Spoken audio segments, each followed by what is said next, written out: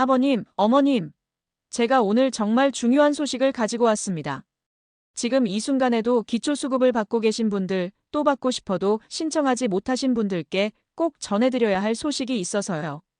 정부에서 26년 만에 드디어 기초수급자 제도를 바꾸겠다고 발표했습니다.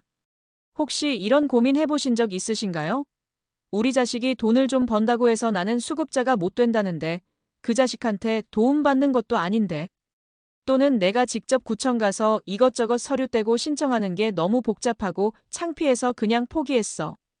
이런 마음 한 번쯤 가져보셨죠? 그런데 말이에요.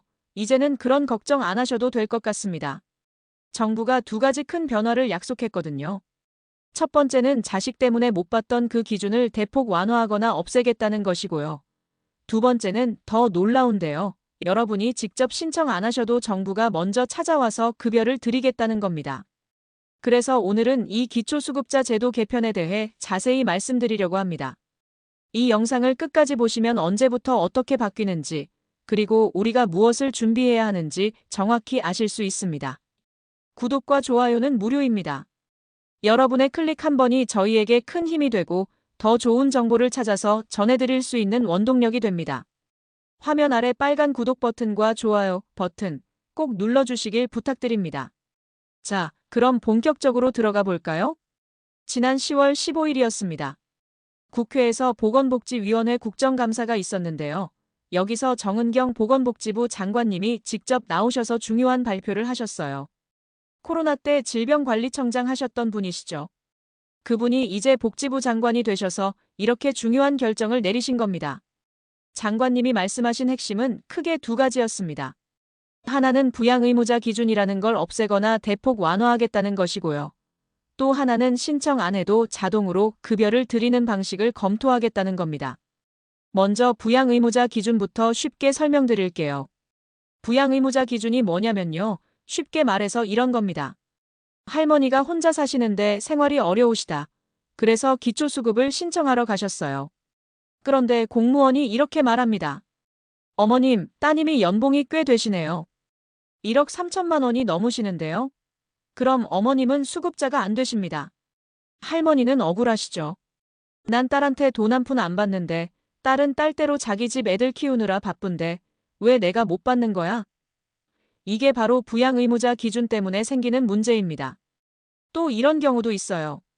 아드님이 서울에 집 한 채 가지고 계신데 그 집값이 12억 원이 넘는다.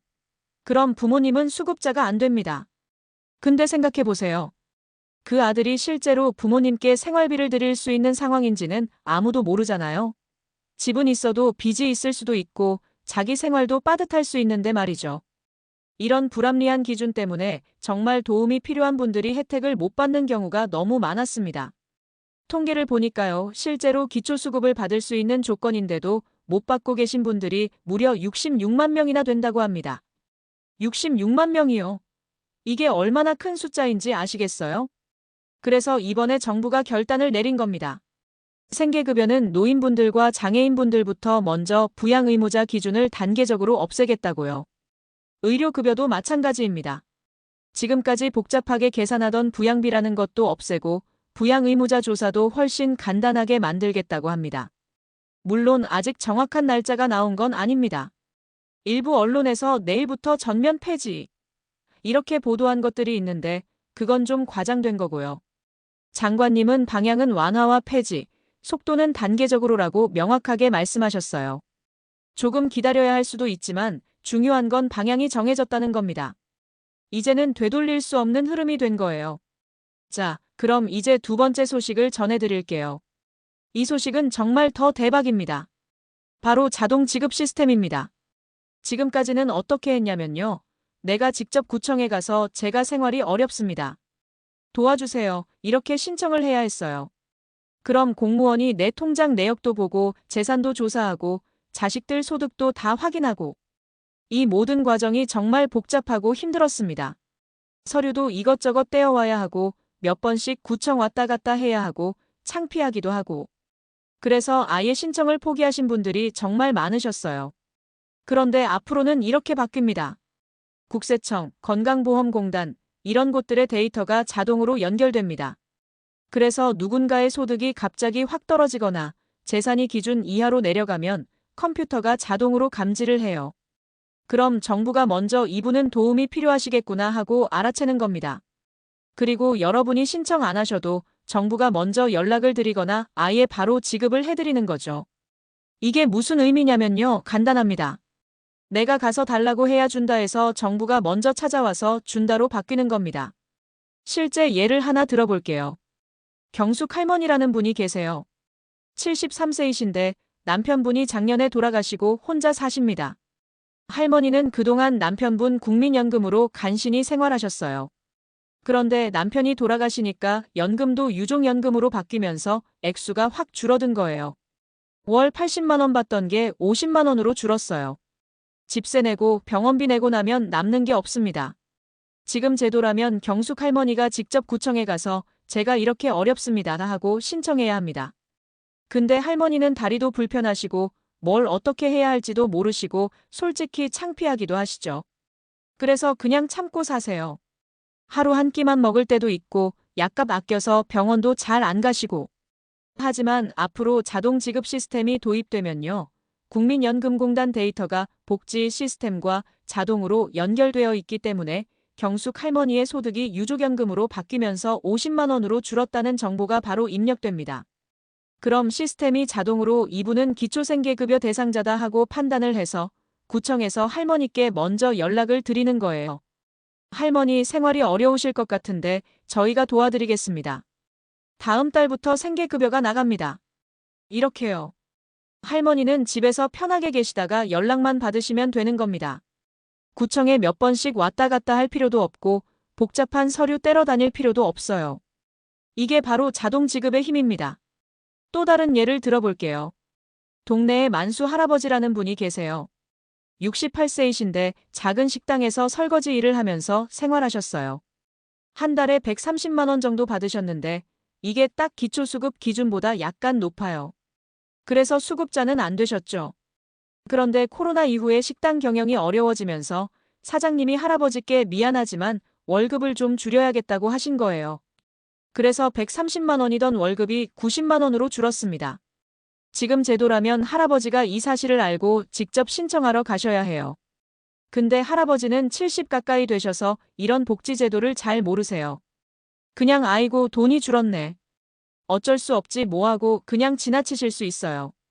하지만 자동 지급 시스템에서는요. 식당에서 4대 보험을 내잖아요.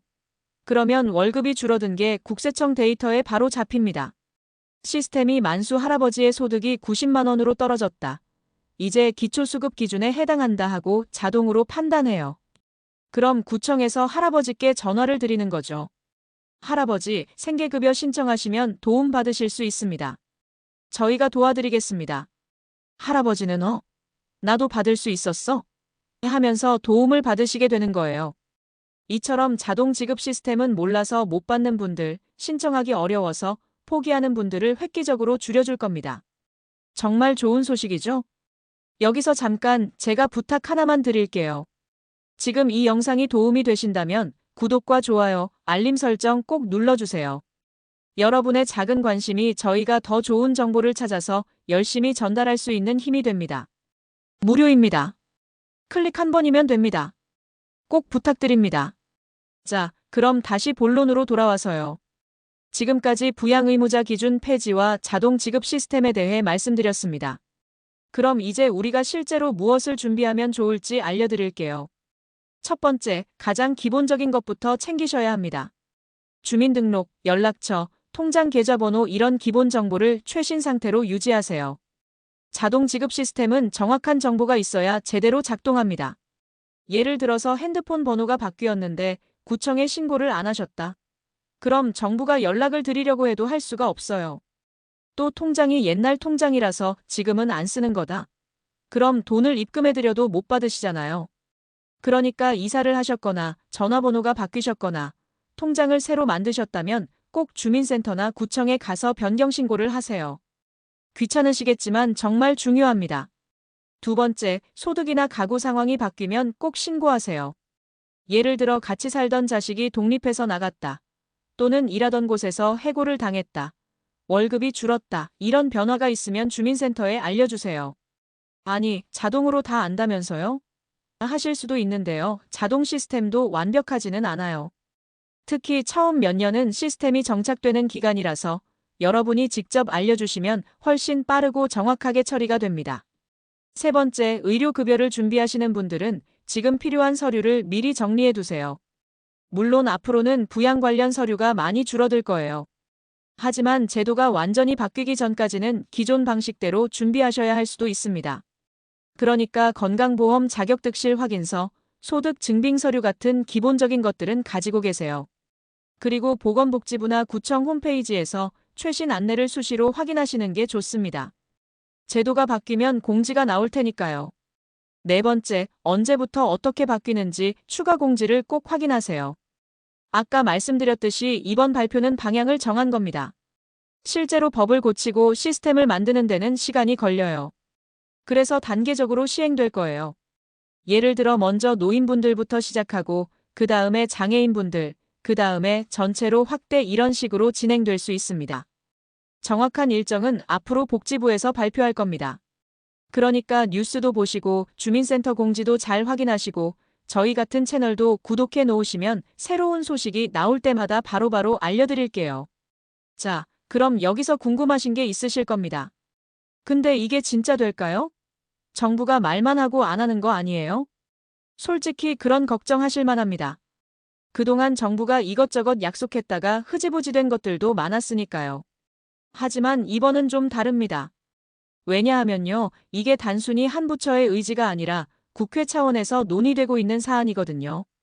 국정감사라는 공식 석상에서 장관이 직접 발표한 거예요. 그리고 여론도 뜨겁습니다. 66만 명의 비수급 빈곤층 문제는 이미 사회적으로 큰 이슈가 됐어요. 언론에서도 계속 다루고 있고 시민단체들도 목소리를 내고 있습니다. 무엇보다도 이건 노인 인구가 계속 늘어나는 우리나라 현실에서 반드시 해야 할 일이에요. 안 하면 나중에 더 큰 사회 문제가 되니까요. 그래서 저는 이번에는 정말 실현될 거라고 봅니다. 물론 시간은 좀 걸릴 수 있어요. 1년이 될 수도 있고 2년이 걸릴 수도 있어요. 하지만 방향은 확실합니다. 그럼 마지막으로 오늘 내용을 정리해 드릴게요. 첫째, 부양 의무자 기준이 대폭 완화되거나 폐지됩니다. 자식이 돈을 좀 번다고 해서 부모님이 수급자 못 되는 일이 줄어들 겁니다. 둘째, 신청 안 해도 자동으로 급여가 지급됩니다. 정부가 먼저 찾아와서 도와주는 시스템으로 바뀝니다. 셋째, 변화는 단계적으로 진행됩니다. 노인, 장애인부터 먼저 시작해서 점점 확대될 예정입니다. 넷째, 우리가 할 일은 기본 정보 업데이트, 소득 변동 신고, 그리고 추가 공지 확인입니다. 아버님, 어머님, 오늘 소식이 여러분께 희망이 되었으면 좋겠습니다. 그동안 나는 안 되나 보다 하고 포기하셨던 분들, 창피해서 신청 못하겠다 하셨던 분들, 이제는 길이 열립니다. 물론 지금 당장 내일부터 바뀌는 건 아니에요. 하지만 분명히 바뀌고 있습니다. 우리나라가, 우리 사회가 조금씩 나아지고 있어요. 여러분도 너무 조급해하지 마시고 오늘 제가 말씀드린 것들 하나씩 챙기시면서 준비하세요. 그리고 주변에 어려움 겪고 계신 분들 계시면 이 소식 꼭 알려주세요. 특히 부모님, 이웃 어르신들께 이 영상 공유해 주시면 정말 큰 도움이 될 겁니다. 우리 함께 서로 돕고 살아야죠. 오늘 영상이 도움이 되셨다면 구독과 좋아요, 알림 설정 꼭 부탁드립니다. 댓글로 궁금하신 것, 하고 싶은 말씀 편하게 남겨주세요. 제가 하나하나 다 읽어보겠습니다. 그리고 기초수급자 제도 개선에 도움이 될 만한 좋은 의견 있으시면 꼭 댓글로 남겨주세요. 여러분의 목소리가 모이면 더 큰 변화를 만들 수 있습니다. 긴 영상 끝까지 시청해주셔서 진심으로 감사드립니다. 여러분의 노후가 편안하고 행복하시길 진심으로 바랍니다. 그럼 다음에 또 좋은 정보로 찾아뵙겠습니다. 건강하세요. 감사합니다.